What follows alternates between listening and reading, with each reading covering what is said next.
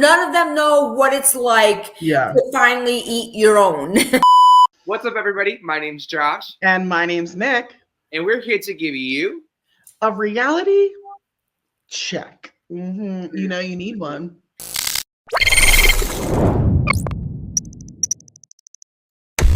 Back with us again for Survivor 48. Episode 4 is the one and only, the incomparable Miss Smey from Survivor 47. Hi, everybody. We are blessed with our mother one more week and hopefully another week after this. We never know. Let us know if you're loving the Sue content, because we are. Even if you're not, we're loving it. So yay! Love you guys. Yeah, but we have a crazy episode to talk about today. Definitely another one for the books for Survivor 48, kind of cementing itself in the fact that the new era still comes to play. What did you think, Sue? Well, I have to sort of go off tilt a little bit. Okay. I think that Survivor has done what they always do best. Again, they've mastered the art of pulling the audience with heartfelt emotion, the people, the stories, the way of making you fall in love with them, right? We all do. This season is no exception. They've nailed it, even like with Mitch and Cedric this season, you know, Joe and Ava, right? They're just like an example of a relationship. They sucked us right in. They sucked us in. It's a powerful relationship. You can feel the raw connection, right? But I think something's missing. Kelly Wentworth. Kelly's notorious for her hilarious take on all the crazy moments. What she did last season with like my red paint, my dirty face, Andy and the Operation Italy and his hair and all of the antics with Andy, Teeny with her wine. You know, she just had a lot of funny content. And it was like laugh out loud content. When you watched the show last season, I love them. There was laugh out loud content.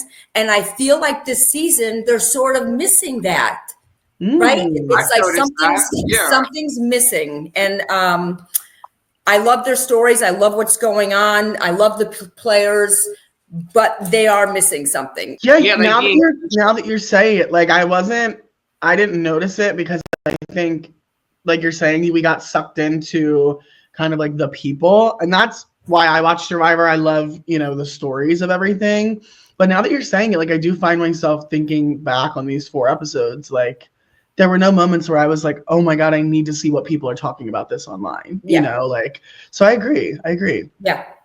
And that's what's like my take. I love, you know, again, Survivor does what they do best, but when you're thinking back about all of the funny, silly things that were happening, people would, like, even with me, people would test me and be like, oh my God, we were cracking up. Like, that was such a great night. Like, and these are great nights, but it's missing a little bit of that fun, laugh out loud humor that's, you know, doesn't seem to be happening.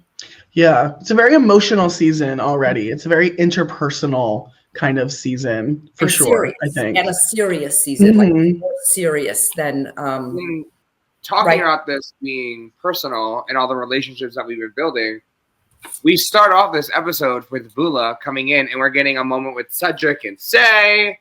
They're having little personal moments. Are we going to see their relationship build back? We see Say and Mary are having moments.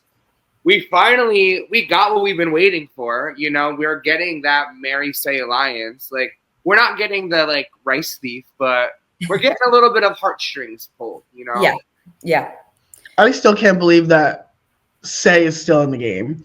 Like, them coming back and having this, like, rainstorm, and then them kind of figuring out, like, wait, we have so much respect because we're both such gamers, like, duh, like it's so obvious. Why don't we kind of flip the script and see what's going on? Yeah. And the one thing I want to talk about Vula before we head to the mix up of the tribes is this moment where we see Cedric and Say wanting to leave Mary a message. So they decide to spell it out with the sticks. And I'm sitting there thinking, oh, wow, that's really clever. Then my mind flips and I'm like, why didn't they just write it in the sand? Right. Like you're cutting all these sticks out. Like just write it. Yeah. I didn't even understand why they felt necessary to do that, because when you're on an island, you're off doing your stuff. And if you come back and nobody's there, you're either, they're either searching for an idol, most likely, or they went into the ocean, or they're like, it was like, I don't know why they felt they need that to leave her that message, other than they're maybe still trying, especially Say is trying to build that bond and that relationship back with her, to say, I put this effort in, we try to leave you a message. So that was my only thought of why they would do that, because I know we never did, like if somebody was missing, we're like, okay, they're looking for an idol, I'm going to go looking for an idol. She was extending the branch, literally. Big time. Yeah, literally. Yeah. So I have to know, Sue, as somebody who had a very iconic and very public idol find. Mm-hmm. You had the red paint that looked like a murder scene. You created a broom out on the island to get all this paint and everything. Idol hunting is something that is always actively happening, right? Yes, it is. Do you have any idol hunting tips for potential future castaways? Well, I think the most important tip is don't make it look obvious. And if you're watching all of them walk, and in our season 2, when I was walking with anybody, my eyes were always darting in the trees or in bush, any place. Like, I feel like they do it too. I noticed when David and Eve were walking, you could see both of their eyes. They're talking, but they're looking all around. That's what you do it. And that's how you do it. You don't make it so obvious that, unless you just, you don't want people to see you're playing a hard game, because everybody looks, but when someone points the finger that, oh, they're gone looking for an idol, all of a sudden it's a bad thing. I always found that, I found mine in a crook of a tree, like a V. And so, if I were to go back, I'd be looking for something maybe tied into like a little bush, or we used to turn rocks, anything that's like, shouldn't be there, like that's always like the place, so you sort of do it nonchalantly. You say, I'm going to go to the ocean and go jump in, and then you go search the driftwood. You find excuses to go do something in that area, and then sprint and go look and then come back. Yeah. Cool. I love that. I love the insider tea, because people have spoken about online, like, you saw the clip of me finding the idol in 10 minutes. But that was 3 days worth of footage of me looking. So I would love for them to show us more of the mistrials of people looking for idols and coming up short than just getting like this fantasy perfect, you walk right up and snatch it out of the tree. Because I don't know. Yeah, if they could have videoed Gabe, because he was very everybody knew he was looking, and you'd see him just running, just running and trying to find another place and go look. And he was like 24/7 searching for something. I mean, everybody was. Some people, I was trying to be as nonchalant and innocent as possible, but he definitely was someone that was 24/7 running all over the place. That's so crazy. It's crazy how, everybody has such a different strategy going in. Like, some people just don't give a damn, and other people are, really meticulous. I think they do give a damn. I just don't think that it's not exciting, and they just spend hours upon hours. You're spending hours. You have nothing to do all day but search for an idol. And you have plenty of time to do it. And, and sometimes, I always was like a big wood person going to get the wood. I was looking, but I didn't make it so obvious. I felt like I made myself so underestimated. And that was the difference was, you don't want to be obvious, but everybody's looking 24/7. Yeah, that's so cool. So something that you never got to do on Survivor was a tribe swap. I was literally about to say that. Okay, go ahead. You do it. Go ahead. Go ahead. We have one brain cell, I swear. Literally. You too. I was gonna say, Sue, something that you guys never got to do was a tribe swap. So when you saw that there was a tribe swap going on, like, how did that make you feel? Did you think like, dang, like, what if this happened in my season? Like, how would I have felt in the moment? Or would you guys, what are you thinking? I did. Well, I wasn't surprised, because I always feel like when you're down to that 3 people, there's a tribe swap. They have no choice. I didn't know if they were going to go down to 2 tribes. Like, you always wonder what the twist is going to be. I think I can't imagine, like I pictured what would happen if I lost my allies. If I had been able to swap and get, you know, Gabe and Caroline with me, it would have been golden because we would have been solid. But if I didn't, I don't know, I would have panicked. I would have really panicked because you know, people have connections, and that early on, it's really hard to see too many cracks. There are little cracks here and there, but you know, you still need the numbers. So I would have been nervous if I felt nervous for all of them. A tribe swap. The game is shaking, the game is changing, and the game is forever going to be different now. Drop the buffs. Let's do it.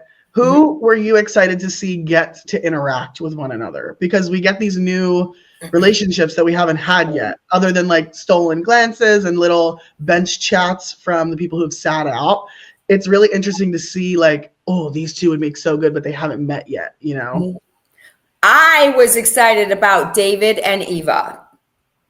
Yes. I felt like I was very nervous for her. And when they showed her hands, my heart was beating. And I'm like, I had a feeling she was going to lose Joe. And I want her to be good, you know, and the fact that her and David really clicked, and honestly, I love him. He's such a good guy. I really like him a lot. I guess we'll talk more about him later on, but I also liked Mitch and Cedric. I liked their conversation. Yeah. I liked their bond. And that was like, yeah, Mitch and Cedric seem to be playing on a similar wavelength. It seems kind of more human, I would say. They're coming at it from a human aspect, a human perspective, less kind of like chess piecey with their fellow tribe mates. So I was excited to see that. I was excited that we had a four women on one tribe. I thought that was so exciting. We got some Chrissy content finally. I was excited.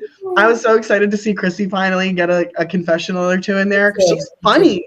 She's like a firecracker. She's funny. And she's tough. I think she's tough. She's a badass. And we haven't been able to see anything about her yet. So it was good to see, you know, and I was surprised at all the food they had. Did you guys know they had that much food? Yeah, all the fruit that they got in the challenge. They didn't say one thing in the other episodes about them eating well. I was like, we ate nothing. Where are you? You got a buffet? Yeah, we ate nothing. Yeah, I don't know where all that food came from. I don't know. Did they win it? No, I think they found it. It looked like she undug something. I don't know for sure, but somebody said something about how they knew what. Like, I think it was David. I feel like David was like, no. Somebody said something somewhere about how they knew what to look for when they got to the island. That's crazy. That's crazy. Yeah, because I remember, now correct me if I'm wrong, Sue, just the online digging that I've done about pre-Survivor, when you go out and you're, you know, in the pre-production of the show, you get a booklet about what's safe to eat, what's not safe to eat, kind of like the wildlife. So I think some of these players really use them and kind of learn, because I think it was David, Josh, that picked out, like, we have, you know, legumes and cassava, whatever it is, you know, so. I have the booklet. Oh, do you really? Can we see it? I don't think it's here. I might have it. It's somewhere. We'll get it on next. We'll see it eventually next week. Yeah, I'll show it to you guys.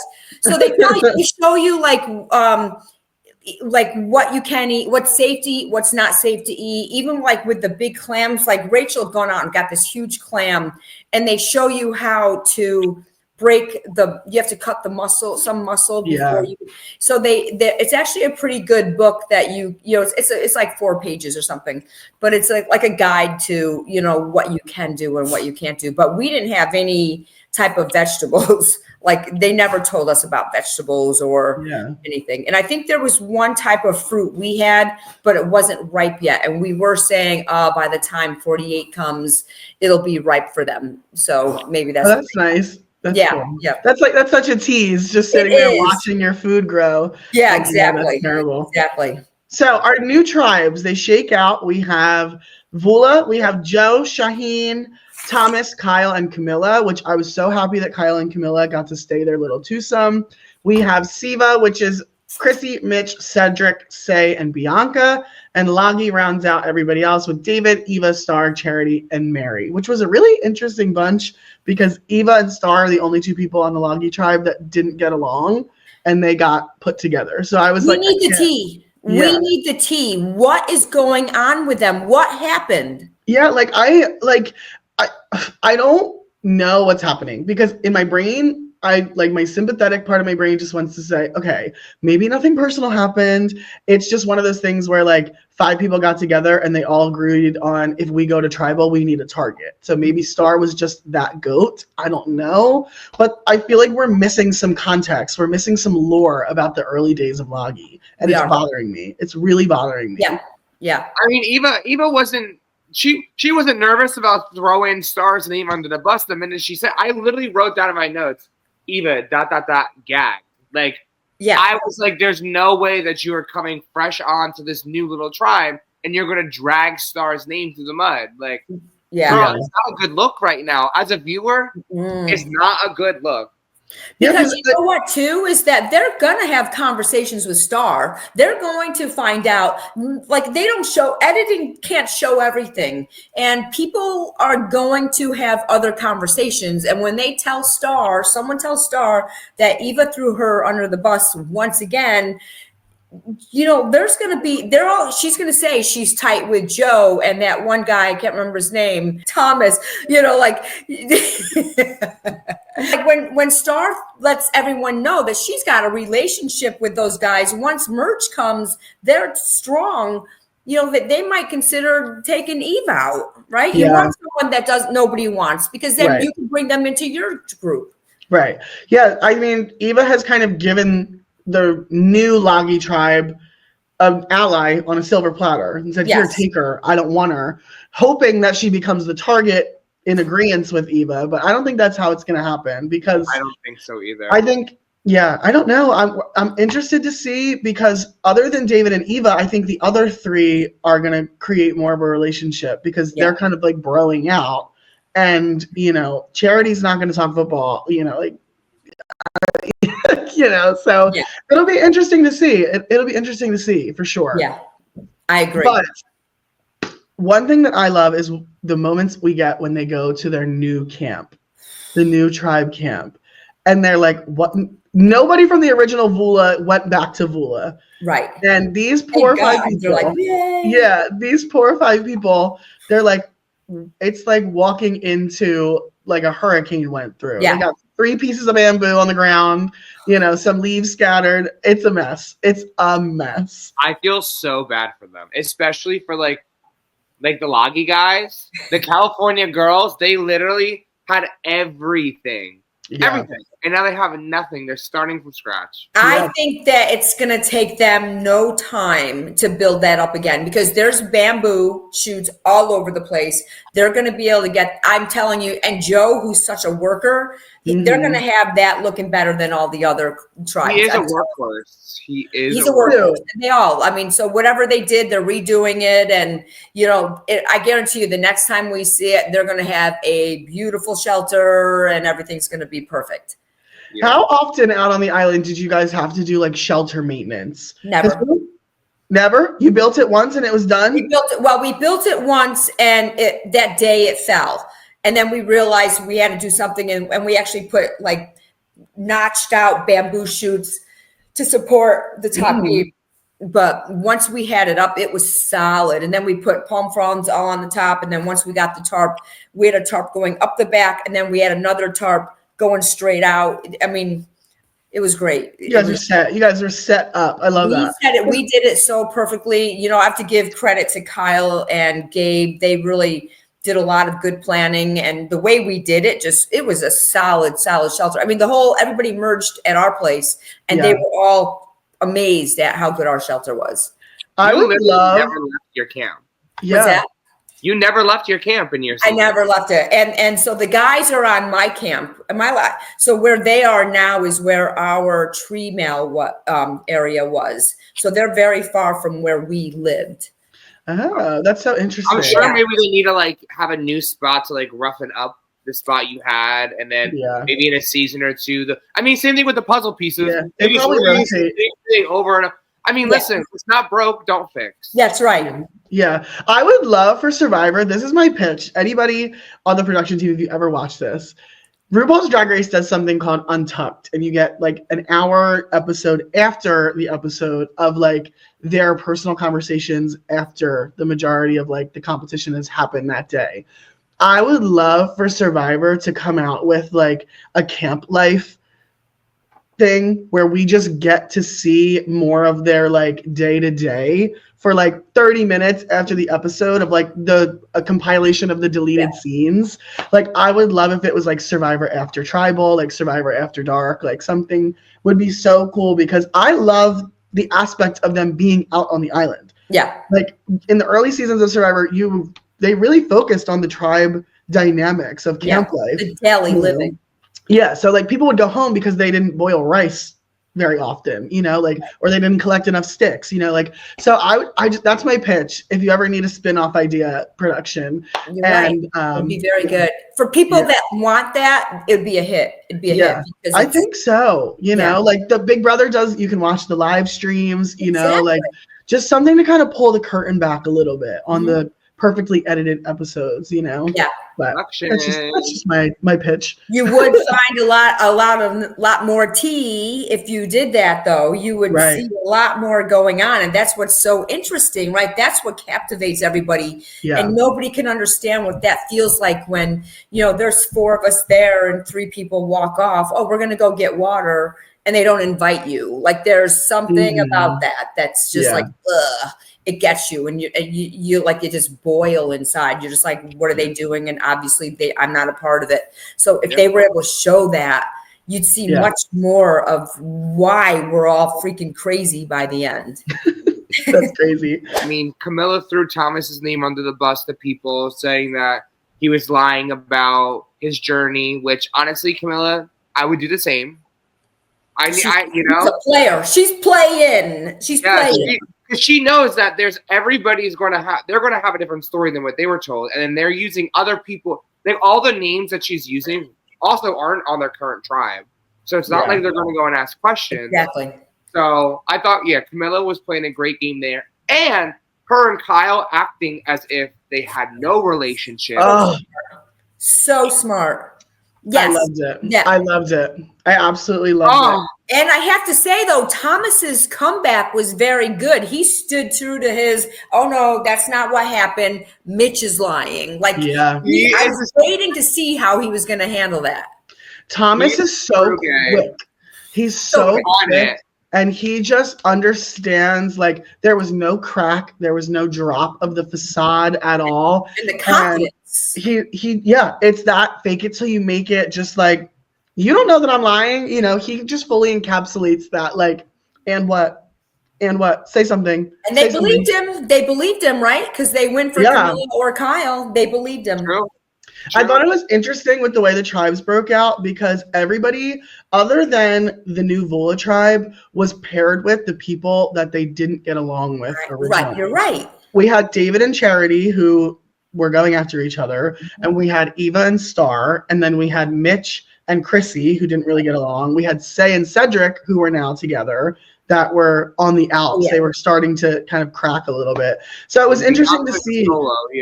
Yeah, it was interesting to see. But from the outside, Vula looks stacked.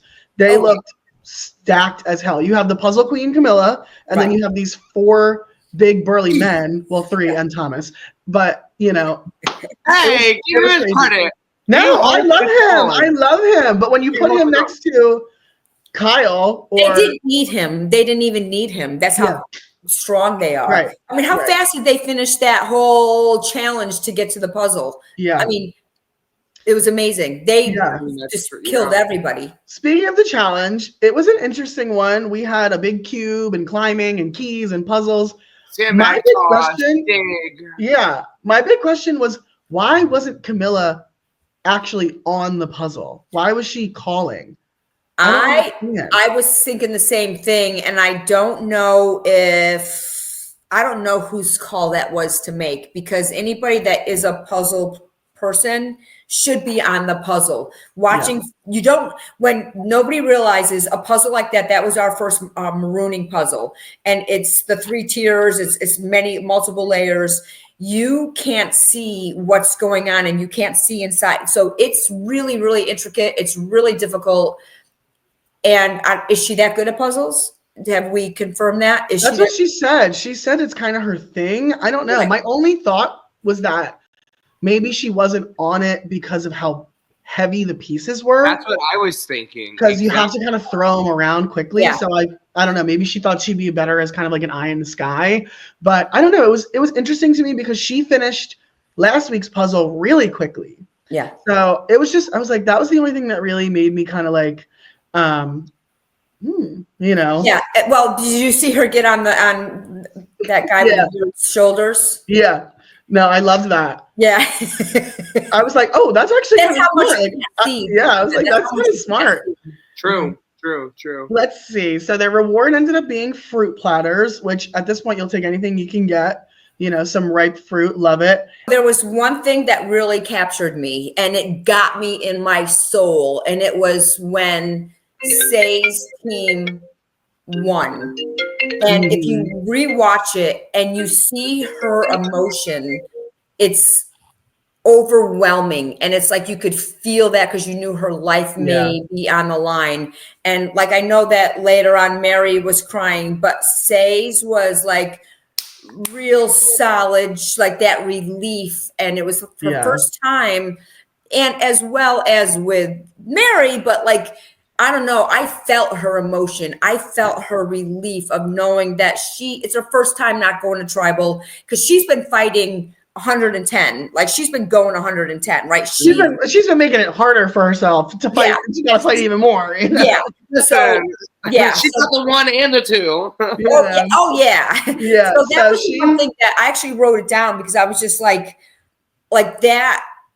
You could feel. I felt like she finally like let the breath out. Like yes, you know, like you could feel it through the screen. Like I feel like my own shoulders relaxed when I was watching it, you know. So it's crazy because you don't understand and you don't realize it until it's happening that like none of the other tribes have had it as bad as the original Vula. Right. So it's really interesting to see because none of them know what it's like to finally eat your own.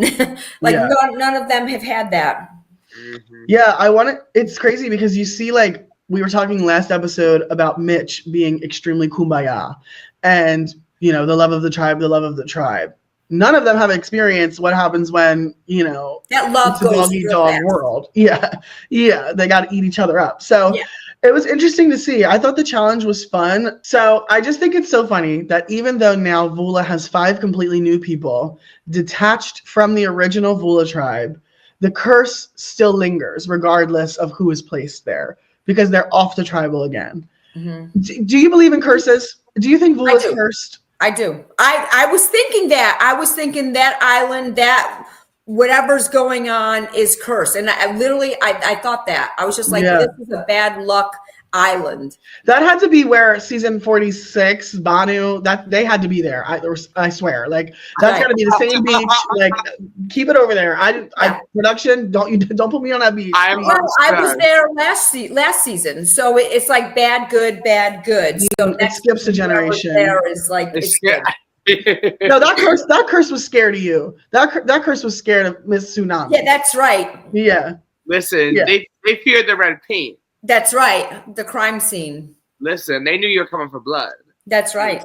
So, Survivor 48, the strategy game has officially started. This episode is for our strategy lovers for sure. We got some, gaslightery, girl bossing, gatekeeping, everything. And I just absolutely love, Josh, you touched on it a little bit, how quick Kyle picked up on Camilla's cues. And it was so good because you could see slowly as the clock, kind of like the sand ran out of the timer, that Kyle and Camilla were letting out the information that like, hey, we actually are very close and it's too late for you to change your mind. Yeah. So I loved it. They played them, and it was just crazy. It was crazy. I feel like I'm talking a lot, but it was just crazy. I could go on. Go on. It's so good. And can I say one thing? Who doesn't think Kyle's like gorgeous? Isn't he gorgeous? No. He is so handsome. He is so gorgeous. I can't stop staring at him. No. and he's just so warm. Like you Yeah. can feel like the radiance All around, yeah. through the screen. And when we all went to the finale in New York, we met him there, and so nice. He is the nicest, just like genuinely good guy. Yeah. Good guy. And you just want to hang out with him. Yeah. You just want to like. I think we said it last time. He's the friend that would like drive you to the airport. You know, like he's just. He is. No, he is. Like he's so good. No, he's not only good looking, he's just a good person. He's a good player. They controlled that whole tribal so perfectly. I mean, they couldn't have done it any better. And they really went out on a whim, because if that idol was played wrong, then Kyle or Camilla's games would have ended. Her game would have ended. Yeah, her game, exactly. Her game would, yeah. But you know what? Kudos to Camilla for her being like, you use it on you, regardless of what happens. It's your idol. There was no kind of like connivery on Camilla's part to be like, no, I think it's gonna be me. I think it's gonna be me. You know? Yeah. So I respected that of her being like, go with your gut, use it on you. Mm-hmm. You know, it's your decision. So I really appreciate that. It shows that honestly, if it's the difference between me or you, that one of us is going home, my idol's staying with me. I don't care how much I love you. I want a life in this game. Mm-hmm. So he would have been a fool to do anything different. But I also think she played it so well that she was 100% confident knowing that they were going to put all their votes on him. I'm just a little confused because I don't know, Sue, if you've seen this online, but I've seen this online recently, like in the past week. Did Camilla use her extra vote or not? No. Yes. Oh, did she? I think they did, because I saw Mike Bloom tweet about this, that apparently we're getting it in the beginning of the next episode, the explanation as to why. But she didn't need it. If it was everything was on him, then they had 2 votes. Because when Jeff was reading the votes, he said that's 2, that's enough. Insinuating that there was another vote still in there. So apparently they did use it, and I think we're gonna kind of get the fallout next episode, and hopefully kind of like the reasoning, because I think they were thinking that if they used the idol wrong, say they played it on Camilla instead, but the 3 of them with their extra vote, they could at least make a tie to try to force a tie to get another vote just to see.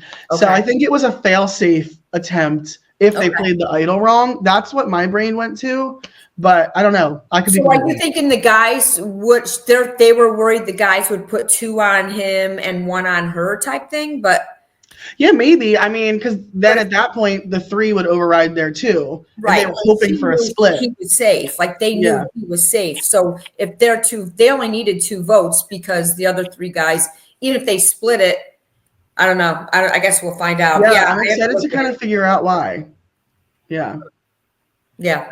Maybe it was just one of those things like, you know, we're going to swing big. We're going to use them all. We're going to get all of our weapons out of the artillery, you know, and let's go. So you think production didn't show us because they didn't want us to know ahead of time of what was going to happen? Maybe. Ooh. I like when they keep us out of the know sometimes. I like that shock factor, that, you know, trying to piece the puzzle together for myself. And I don't know. We'll see. I'm excited to find out. F that. I like that when it's like a cliffhanger. When it's something like this, I don't want to be reading online something that I should have known in the episode. I just watched the episode. Why do I have to wait till next week to figure out something that was spilled online? To get you to come back. They're trying to get you to come back. I was coming back regardless. Yeah, exactly. They do want you. I mean, let me tell you, those upcoming episodes, like those clips of those, I can't wait for next week, right? Oh my God, I know. Sue, I wanted to ask you, as somebody who held an idol for a majority of their run on Survivor, was there ever one of your tribals that you can think back to where you were like, this is the night, I got to use it, this is the night? I woke up every morning thinking, I'm using it tonight. Every morning I woke up and I remember going to production saying I pull it out of my bra, because I don't know why anybody would leave their idol in their bags when there's a chance. I never left mine in my bag with the chance that someone might look through my bag. It happens every season. I mean, we look through Genevieve's bag. I mean, you do. But we saw it this episode. Shaheen and Thomas were looking through Kyle's bag, and if they had taken a little bit more time and a little bit more care, they just might have found something. Can you imagine? But at least she was there to see. But I knew every morning I knew like I was probably the target. And by the time we'd get to tribal, I was always 100% feeling good. And also knowing that like if the conversation switched or something didn't seem right, I could pull it out. So I was always very comfortable at all the tribals. Like it was dumb because so many people go home with them. And I was aware of that. But in the same breath, like I always felt good. I felt like I had true alliances. And there was always a target. It ended up always being somebody else. Like they just opened their mouth at one little thing and pissed somebody off. And then they're like, well, you know what? Fuck them. Let's get them out, type thing. Right. Yeah, that's what happens. That's what I wanted to. I'm always so curious about this portion of tribal because this is kind of like the volleying with Jeff. We get these like very vague questions with even more vague answers. How much weight do you put into this with Jeff? Like as somebody who was playing, like do you kind of let these answers just be what Jeff's going to ask you? Or are you like sitting there like, oh, that answer was kind of weird. Like, did they switch? Like, how much do you really like feed into that moment before tribal, before the vote? To be honest, for me, I just always trusted my gut. Like I always go with my intuition. Everybody always knew what I was doing. And other than the Caroline and Gabe vote, I knew every vote. So you have to understand, even when they asked Kyle, the other night about, if this is his last time, like if he's saying that, you're saying it for the other cast members. Like you're speaking to Jeff, but you're speaking to the cast that's sitting there hoping to sway them, hoping to make them worry or whatever it is. So every conversation that our people had, I never really paid too much attention to it because I always knew I was okay. It's weird, but other than like Rome didn't pick up on it and people were saying, well, we're going to get out the person that we feel is the biggest threat. And Rome's like, like doing that. Meanwhile, and he thought it was Kyle. Meanwhile, it was him. You know what I mean? So like it's your connections, whether you can trust your connections. Yeah. It's a big part of it. Yeah. That's interesting. I love that. This is everybody's first tribal at this first episode 4. None of these castaways have lit their torch yet because in this game, fire represents your life. And it was so interesting to me because we really saw like 2 very butt head moments with like the California girls are like, we're rocking it out. And Kyle and Camilla were like, we're going to try this plan. And neither of them flipped on one another, which was like very honorable because it would have been really easy for one of them to be like, I'm securing episode 5, day 5 from but guess what? You've got this group of strong men, and if they kept Camilla for the puzzles, even if they didn't win, she was going home next. Like they weren't turning on each other. Like why would you ever turn on Kyle when you're the bottom 2? Like you have to understand your place in this. Yeah. It's that next step. You can't just think about tonight. You have to think about what tonight brings tomorrow, Yeah. So I love this moment at Tribal because it felt to me like there's always a clip from Survivor that goes around often. It kind of circulates with Kelly Wentworth using her idol. The iconic Wentworth does not count. Wentworth does not count. This felt like that moment to me. Kyle does not count. Kyle does not count. I love it. Like when those idols just soak up all those space, and it worked. Like, it's just you could feel their hearts palpitating, right? Like they were all sitting pretty. California girls were good. And all of a sudden you could feel their heart rate getting faster and faster. And all the color just drains from their face. They know one of them is going.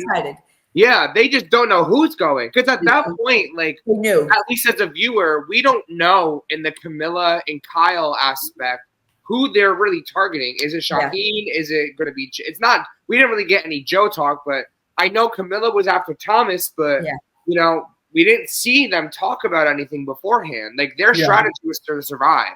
It wasn't really about targeting someone. Yeah, in my mind, I felt like Camilla would have wanted Thomas because when she went and told on him and ratted him out, he came back, and I'm sure she found out about it. So she knew he probably would be wanted her, but he was going to go with the group.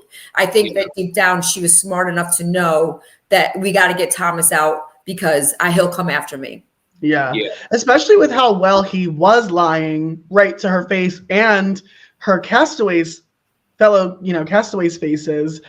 Yeah, it was scary. Thomas was kind of set up to be a very, very scary player, like scary good, survivor player. Yeah, and I think he's a puzzle player too. I think he's good at puzzles. Yeah, I think I would love, for Thomas to come back eventually, or maybe do another show. I would love to see him on my screen more. Yeah. I do think that he had such a classy exit. Yeah. I love this moment. Well, give me a hug. I love that. I loved it. I think the two guys were so shocked. They were just didn't even know what, Juicy Joe's face, it was blank. Like they're trying to figure out what the hell just happened. Yeah, we just lost our California girl, right? Yeah, no. Well, they thought that they snuck in that bag and got what they needed to get. Little did they know that they got. They got. Yeah, got. Literally. Got. Yeah. No, I loved this moment. I wanted to touch on this, Sue. Last week, we talked about, you and I, how our top pick, one of which was Thomas. We posted an Instagram reel. We doubled down. We did the whole 1-2. And all of the comments on that Instagram reel are, this did not age well. This did not age well. Because right after we posted it at 7 p.m. Wednesday, and an hour later, Thomas went home. I was shocked. I'm no!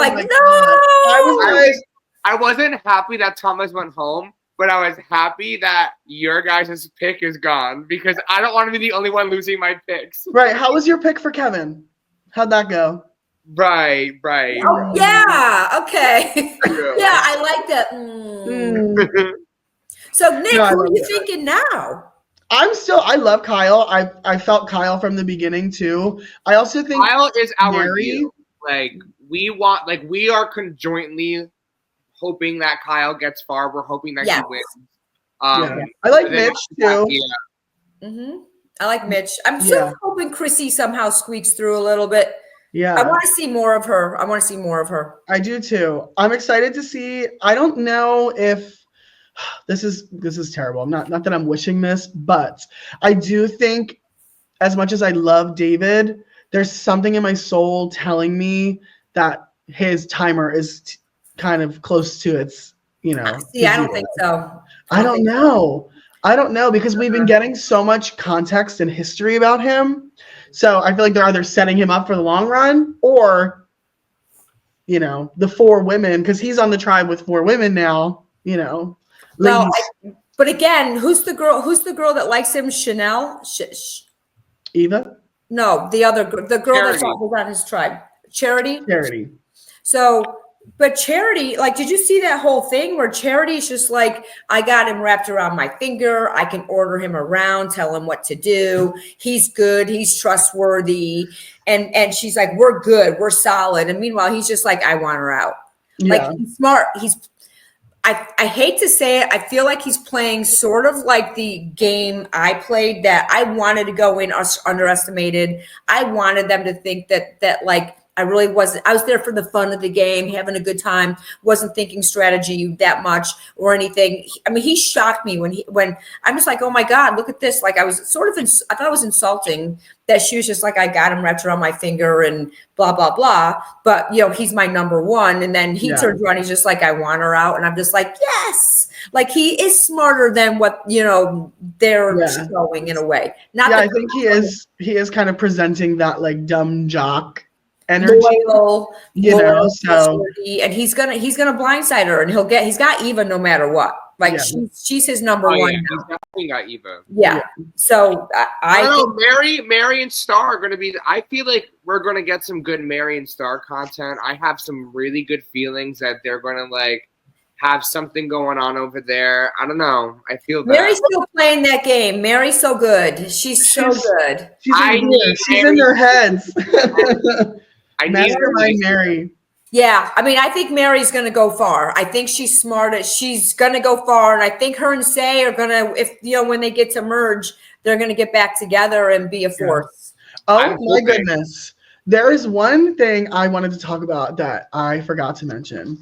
Right before this tribe swap moment, or after or during, Jeff asks Say how she's feeling, obviously as a member of the tribe with less people. And she goes, I can't wait to see them all eat each other. And has this very bold statement right before you're about to switch tribes. Yeah. It was just kind of crazy to me because it's like, these are all going to be your new allies. Yeah. And you're talking about how you can't wait to see them go home. Yeah. Maybe not a great first impression. Yeah. She doesn't want to see herself go home. Yeah. No, but as much as that's true, it's what you put outwardly. Yeah. You don't always have to voice every thought you have. With the people she's with, they may not want to put up with her directness. Yeah, her delivery is a little harsh. And I know that if that was me on the island with her, it might rub me the wrong way. I like powerful, strong women, but you need to tone it down. You need to know when to tone it down. Yeah. And I don't know if she's capable of doing that. And so it's going to be very interesting to see how she is with new people that, she can't be that blunt, that forceful. I need to see Chrissy versus Say. I need to see how these two are going to interact with each other. Because I could just see Chrissy being like, I do not need to take this bullshit from you. Like, shut up. Chrissy's not going to put up with anything. Yeah. Especially, it's I can't wait for that. I'm excited for Bianca. I feel like she got so much camera time this past episode. Like, I see her and Say, having conversations, talking about Cedric. Bianca's trying to feel out the whole trial. I am ready for maybe a Say and Bianca pairing. I wouldn't be mad about that. Yeah. I think Bianca is really smart. I think she's athletic. She's smart. She's got the puzzle. She's an all-around, well-rounded player. Yeah. She's a slow burner. Yeah. I just hope she doesn't, she's going to be in a dilemma, right? If she has to tell them she doesn't have a vote, right? If it's her and one other person, she's in trouble. True. So hopefully, they can figure something out. But she's going to eventually have to tell somebody that she doesn't have a vote. That's true. Well, episode 4. It was a good one. It was a doozy. We had a bunch of advantages. We had some strategy thrown out there. And unfortunately for me and Sue, Thomas was taken with it as it goes. Yeah. I'm super upset. I loved him. I think in the 4 quick episodes that he was a part of, he made a lasting impact just kind of on the Survivorverse, in my opinion. I agree. I really loved him. Anybody final thoughts on Thomas? I love Thomas. Thomas, thank you for representing the gays in another light. It was so nice to see somebody who I feel like I could see in myself on the screen. He was a villain, but he was also really loyal to his people. In a good way. He was he was a good villain. He was the villain. He was the kind of villain that I love to see on my screen. You will be missed. I wish we saw more of you, but hopefully this is not the last time we see you. And as always, we would love to have you as a guest. So if you ever want to join the pod or come on the couch, we're more than happy to have you. Oh, yeah. I love Thomas. You were one of my top picks. I called you number 1. Everything about your game was impressive, fun to watch. What you would say after they'd walk away or your thoughts were just hysterical. You were definitely, like Nick said, someone you left a lasting impression and you won't be forgotten.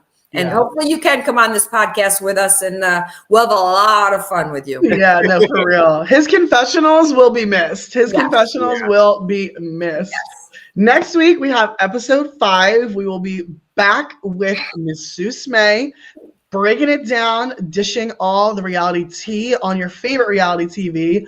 And I'm excited for next week because we have Jeff crying in the promo. I saw that. What is Jeff crying about? I am so excited to figure it out. It's going to be very... How did I miss that? It was the commercial. We'll send you it. We'll send you it. Yeah. Okay. So we'll see. Jeff's crying, episode 5, and we will be here to talk about every single minute of it. So we will see you next week for episode 5 of Survivor. We're also covering RuPaul's Drag Race season 17. We have Survivor. No, we have what's first? Survivor? We have Survivor on Mondays, Drag Race on Wednesdays, and Reality TVT every day of the week. So we will see you in the next one. Bye. Bye.